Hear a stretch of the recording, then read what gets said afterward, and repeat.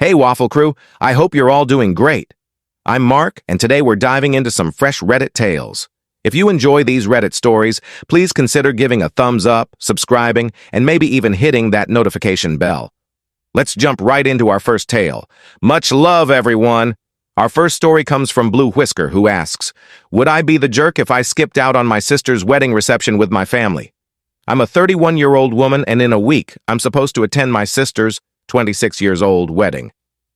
My sister and I have never really gotten along, and I suspect she only asked me to be a bridesmaid out of obligation and because she doesn't have many female friends.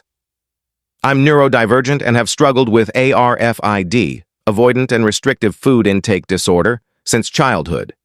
Everyone in the family is aware of this. I have a limited list of foods I can eat due to issues with taste, texture, and more. My sister, however, is a dedicated vegan and follows a plant-based lifestyle. I respect her choice. Live and let live, you know. But I don't think it's fair to impose your dietary preferences on others. People choose what to eat for all sorts of reasons: allergies, intolerances, cultural beliefs, neurodivergence, medical conditions, medications, or just personal taste. Recently, I learned that my sister's wedding menu is entirely vegan. When I saw the menu, I started feeling anxious because there isn't a single dish I can eat, not even a side. Worse, one of our elderly relatives is allergic to several ingredients in the dishes, and there's no alternative offered. So, I turned to Google and checked out nearby options. The venue is pretty remote, but there's a restaurant about 10 minutes away by car. Would I be the jerk if my immediate family and I slipped out for an hour during the reception to grab food we can actually eat? The top comment from Triumph Talks says, "Be mature about it. Reach out to your sister and say, 'Love the menu, but due to my condition, I can't eat anything on it. I want to be there for your big day. Would you rather I bring something I can eat, or should I step out to a nearby restaurant for a quick meal and come back?' This puts her in the loop and gives her a say. If she rejects both options or suggests something unreasonable, just say, 'Okay,' calmly, and do what works for you on the day. Document the conversation. Follow up with a text the next day, noting that you know she's busy, but appreciate her hearing your concerns about the menu, not the jerk." Blue Whisker replied, saying they followed this advice, and it didn't go well. Their sister got upset, argued with their parents, and ignored them. Blue Whisker mentioned the relative's allergies in a group chat, only for the sister to claim she wasn't aware, despite the info being in the ERSVP, which she apparently didn't read. Blue Whisker added, "I'm not trying to be a jerk. I just think when you host an event, you should consider everyone's needs to some extent. Spending so much on food that goes to waste feels wrong when it could have been used for something people would enjoy." Another user, Wise Words, commented that there's often tension between siblings when one has dietary restrictions, and the other feels resentful of the attention it gets, sometimes dismissing it as fake. They warned Blue Whisker to be cautious about food at their parents' house until the wedding. Stargazer said they'd be fine with just fries or bread. Simple Tastes said Blue Whisker would be the jerk if they didn't communicate politely. They noted that the sister can choose her wedding menu, and Blue Whisker can choose not to eat it, but leaving with the whole family would be hurtful, rude, and wasteful. Why not bring a snack or picnic instead of making a big deal? Another user responded, suggesting Blue Whisker wants drama, pointing to the opening about their strained relationship and the sister's lack of friends. Blue Whisker clarified, "I don't want to cause a scene. That was just context. It's not one meal, it's the whole day. I have no issue with veganism, I just don't think people should force their choices on others." Another commenter gave a soft, "You're the jerk" verdict, sharing that they have severe allergies and always bring their own food to events. They call it their bag banquet, and suggested Blue Whisker do the same to support their sister. Sky Vibes called Blue Whisker the jerk, saying leaving with the family would be incredibly rude for a single meal. They also have ARFID and bring their own food without disrupting events. They added, "It doesn't sound like you even like your sister. If this is such a big deal, step down as bridesmaid and skip the wedding entirely, but expect your relationship with her to end." As I read this, the negative vibe between the sisters stood out. The way Blue Whisker framed it, never getting along, feeling like the bridesmaid role was out of necessity, and accusing the sister of forcing beliefs, hinted at deeper issues. If I were the bride and a close family member asked for something simple like fries, I'd try to accommodate, especially knowing their condition. But Blue Whisker's plan to leave with the family during the reception? I can't imagine how bad that would look, especially with an already rocky relationship. It made me wonder why they're even going. There's clearly more to this story, as is often the case with these posts. Blue Whisker later updated the post. Thanks for all the feedback, even the critical ones. We did leave the wedding, but not because of the food. The day was a complete mess. I was left out from the start, getting ready alone while everyone else was in the bridal suite.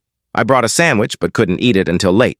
So I sat awkwardly at the wedding breakfast, not touching the vegan dishes. There was talk of ordering pizza for the evening since no food was provided, but that fell through, so everyone was hungry. The dining room was stiflingly hot, so I asked the groom when the speeches would start so I could step outside to cool off. He said I had 15 to 20 minutes. 5 minutes later, I heard cheering.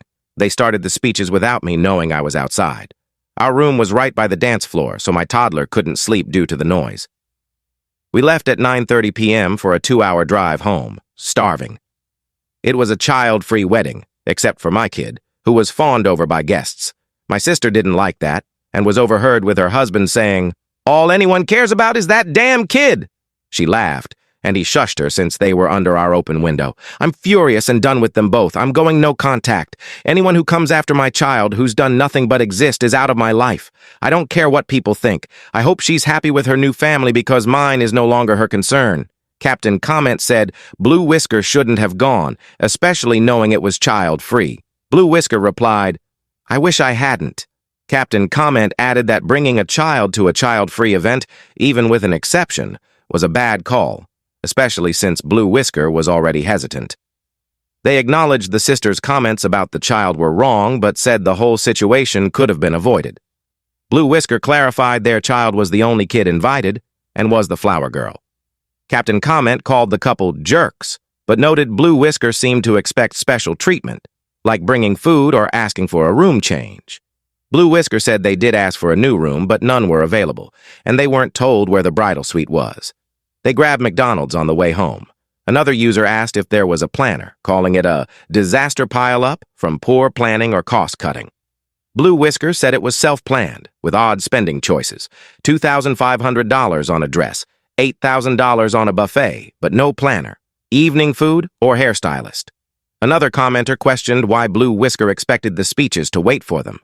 Blue Whisker said it was about being misinformed and excluded, not entitlement. The whole thing was just chaotic. What do you all think? Share your thoughts below, and let's move to the next story. Our next tale, from the entitled Parents subreddit, is titled, My Mom is Pushing Me to Marry My Cousin for U.S. Citizenship, and includes a 5-year update. Trigger warnings for alcoholism, overdose, and potential human trafficking. Timestamps are in the description if you'd like to skip. I was going to share this on my main account, but thought better of it. This isn't a throwaway, but an account for stories about my overbearing family. Before you laugh and make Sweet Home Alabama jokes, 1, I wish this was fake, but it's real. 2, we're Dominican, if that matters. 3, I can't stand that song. I'm a 20-year-old guy. My cousin is a 19-year-old girl. Spanish is my first language. I have a third cousin in the Dominican Republic. Her family isn't well off, and her mom is somewhat neglectful. My mom seems to care more about her than me, but fine. She's a good kid, does well in school, and wants to come to the U.S. for nursing school. She can't because she's not a citizen. My mom decided I should go to the Dominican Republic in June or July to marry her to help her get legal status.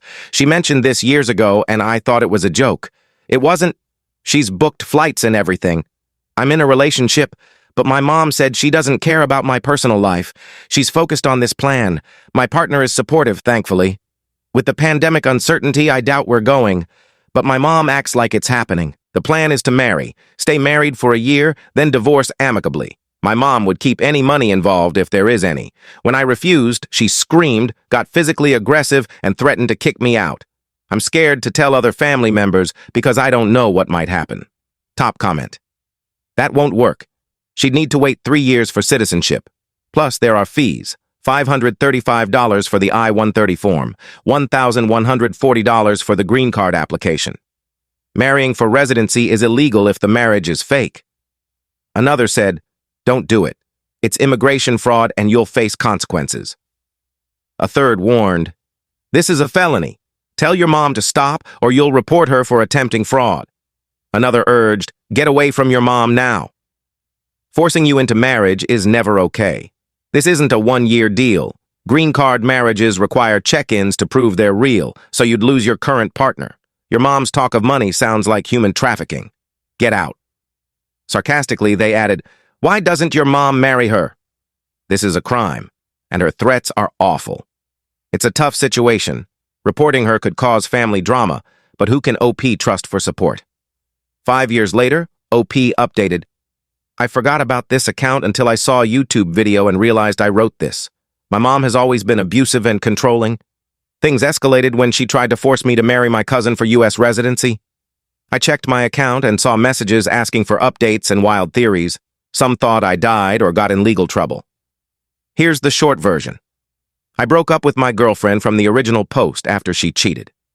I didn't marry my cousin. I avoided renewing my passport. And my mom's backup plan with another person fell through. She kicked me out in 2021. I moved in with a relative, turned to drugs and alcohol, and overdosed in December 2021 at 21 but survived. We reconciled in 2022 after her counseling and my OD, and I moved back in. She kicked me out again in August 2022 after attacking me. I moved to a new state with a Discord friend, leaving everything behind. I was miserable, went days without food, and attempted suicide but survived. I worked hard, got a job, and started a toxic hookup phase. I moved back with my mom in 2023. She used me for money and I let her. I started a career, broke up with another cheating girlfriend, and met someone who'd also sworn off relationships. We started dating, celebrated a year together, and after another blow-up with my mom in 2025, my girlfriend helped me see I was being used. We moved in together in April of 2025, 800 miles from my mom. I'm cordial with her for my little sister's sake, but set boundaries and threaten no contact if she oversteps. I'm living a peaceful life with the love of my life, planning to propose, and her family treats me like their own. My career as a touring musician keeps me traveling. Thanks to everyone who commented on my original post, you helped me see how messed up my situation was. I have more stories from my life and career. Let me know if you want them. Writing this was cathartic. I hope OP's new life stays stable. His mom sounds toxic, and his new relationship and supportive in-laws seem like a fresh start. What do you all think? Share below. Thanks for joining today. Your support means everything. See you in the next one. Take care.